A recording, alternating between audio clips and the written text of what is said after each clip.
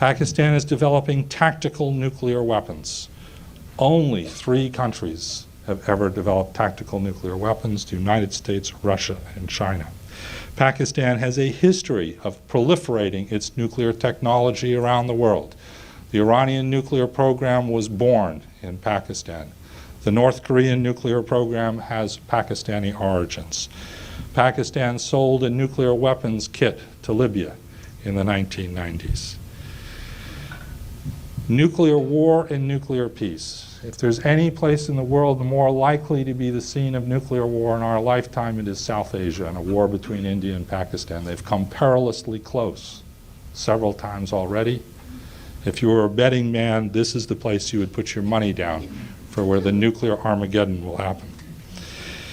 Islam and democracy.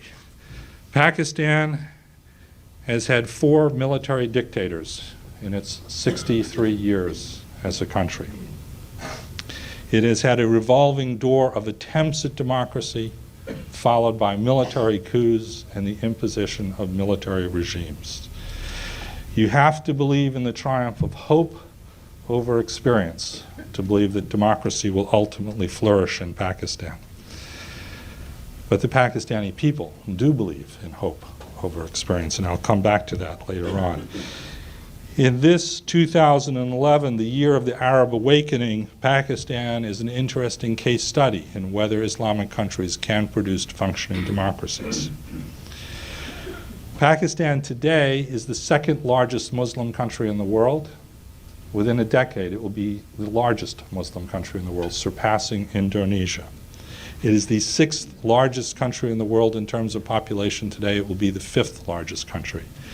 It has roughly 180 million people today. If there is no change in fertility rates, by 2050 there will be 460 million Pakistanis. Assuming a modest reduction in fertility rates, there will be 335 million Pakistanis by 2050. And last but not least, Pakistan is critical to the longest war in American history, the war in Afghanistan. Pakistan plays a unique role. It controls the logistical supply line of both sides in this war. The Afghan Taliban, of course, have their sanctuary, their headquarters in Pakistan. That's where they recruit. That's where they regroup after they fight NATO forces in Afghanistan. We also have our supply lines in Pakistan. More than half of everything American and NATO soldiers eat, drink, and shoot arrives through the Pakistani port of Karachi. And there really is no other way to get it there. His nickname in Pakistan is Mr. 10%. It's an outright lie. He never got less than 15% on any contract. But even crooks can sometimes figure out what the right thing to do is. This guy wants to make money. And he recognizes that endless war and endless support for terrorism is not good for business. His great political rival, Nawaz Sharif, who I know very well, is a pretty dull guy. He's not the brightest light bulb I ever met. But he's interested in making money too. He's the biggest steel magnate in the country.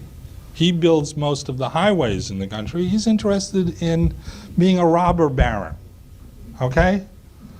Well, I'll take a robber baron today over a warlord. The big problem is the military. My friend and colleague Steve Cole, who wrote the very great book Ghost Wars, likes to say the problem with the Pakistani military is that they think they're the smartest strategists in the world, and they're among the worst strategists in the world. They come up with strategies which are just lousy. Proof? They've lost every war they fought. These guys think they're more clever than we are. And they have led their country into one disastrous adventure after another. The reason Pakistan is no longer the unified country it was of East and West Pakistan, and there's an independent Bangladesh, is because of the stupidity of the Pakistani generals. But they think they're smart. And as I said, I think our big problem now is containing their worst excesses and trying to help those civilian forces in Pakistan who want a healthy civil-military relationship gain enough influence to prevent those worst excesses from going forward. It's a difficult balance to achieve. I'm glad I'm not the U.S. ambassador in Pakistan. It's a tough balance to achieve, but I think that's the best way to go forward. The question is, our development aid projects in Afghanistan and their relationship to our strategic objectives, and how much should our aid be a function of more narrow, I think is your question, more narrow foreign policy objectives versus trying to help alleviate poverty, say, for example, in Pakistan. Truth in advertising. One of my proteges runs the U.S. aid project in Afghanistan and Pakistan today. He was an intern for me in the 1990s. See, they're all not all the interns in the Clinton administration turned out to be world famous. He now runs a $4 billion aid program in Afghanistan and Pakistan. Way too much of that aid is squandered inside the Beltway with different contractors. Way too much of that aid ends up going into creating a large footprint of Americans working in Afghanistan and Pakistan. I said earlier, I prefer trade, not aid. That is not to say that what my protege is doing is wrong. I'm all for it. And I hope we could do more of what you're talking about, poverty alleviation. But it's hard to do. It is very hard to do. It's hard to come up with programs that really help average Afghans and Pakistanis. In the case of Pakistan, I think we're much better off with tariff reform, as I suggested, and letting the Pakistani economy grow because they sell products in the United States of America. The last reason I'm for it is simple. We're broke. Come on, we are broke. We can't afford this. In a nice world, I'd love to continue to provide $1.5 billion in economic assistance to Pakistan, but I'd rather they did something about road construction in Northern Virginia, frankly. I'd rather they got jobs in Alexandria. We just can't afford this. But tariff reduction is something we can't afford.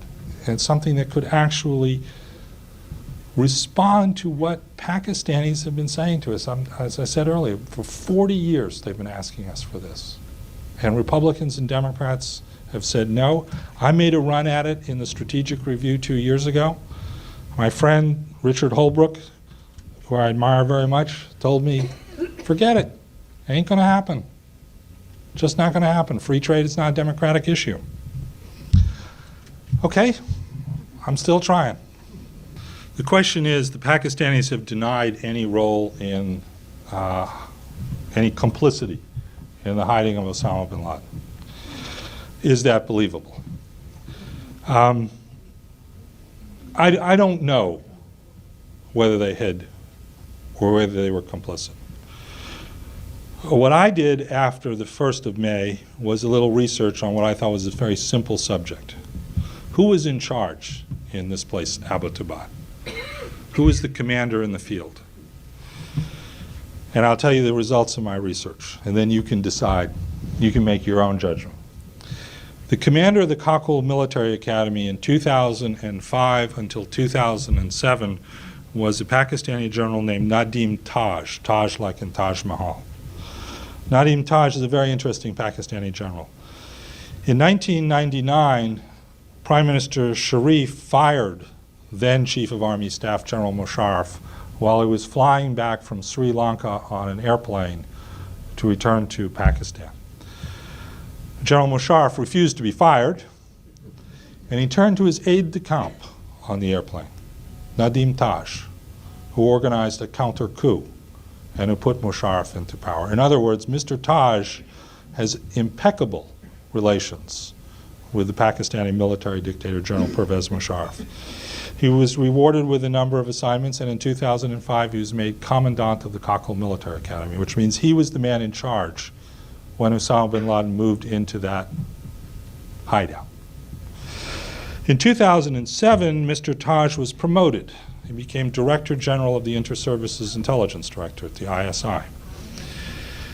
He only lasted in that job for a year, which is very, very unusual. In that year, we began drone operations over Pakistan. When we began drone operations over Pakistan, it was the policy of the United States government to notify the ISI in advance of strikes. Every single strike in 2007, the target wasn't there. Every single one. You don't have to be Sherlock Holmes to put that one together. The Indian embassy in Kabul was attacked by the Haqqani network with the support of the ISI. Mrs. Bhutto was murdered, and the crime scene was washed down literally by the ISI 30 minutes afterwards. You don't have to believe in crime scenes investigations to know you don't wash down a crime scene 30 minutes after that's kind of bad for the forensics. And the plot in Mumbai was developed. In August of 2008, National Security Advisor Steve Hadley called in the Pakistani ambassador and said, there is something rotten in the ISI and we want you to fix it. We want Nadim Taj out. And he was promoted. A few weeks later, he became a corps commander in the Pakistani army, which is the most senior position you can have in the Pakistani army. It's the functional equivalent of being Sink CENTCOM or SAC-YOR in our military. What does this prove? Well, in a court of law, it wouldn't prove anything. It's all circumstantial evidence. I think it builds a pretty strong case. The right man in the right place, and we have a pretty good idea whose sympathies he had. But I can't prove it. It's all circumstantial evidence. Since May, nobody can find Nadim Taj. Can't find him. I've got journalists from around the world trying to find them. I've told this story to the New York Times, the Washington Post, Der Spiegel, Agence France Presse, the BBC, the London Sunday Times, you name it. Have all said, go find him. So far they can't find him. He's gone to ground. So, clueless or complicit? I don't know the answer, but I have a big question mark in my mind, and I think I know the person who knows the answer to that question. So the question is, given Pakistan's support for groups like the Haqqani network, what's the essence of the debate within Washington over what to do about it?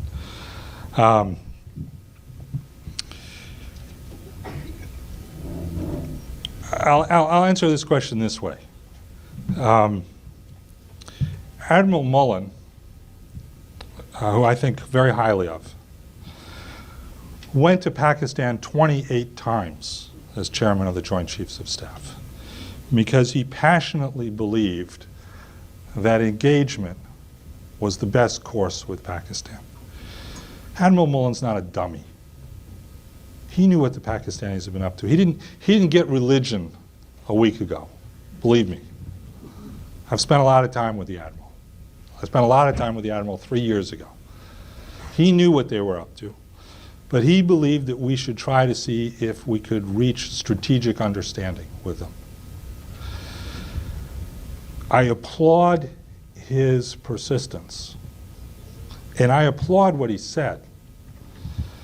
And I think he's right, we still do need engagement. But I think we need to introduce accountability into this.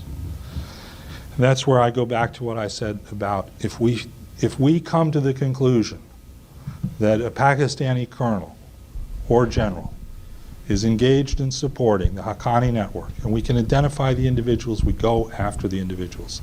I'm not big into sanctioning the country or entities. I'm into making it personal. I recognize that that's